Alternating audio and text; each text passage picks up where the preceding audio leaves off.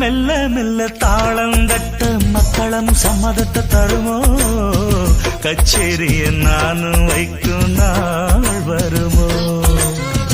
அஞ்சு வீரர் கோலம் போட அச்சம் என்ன மிச்சமின்றி விடுமோ அந்நாடந்த ஆசை என்னும் நோய் வருமோ மொட்டு விரிந்தால் வண்டுதான் முத்தம் போடாதா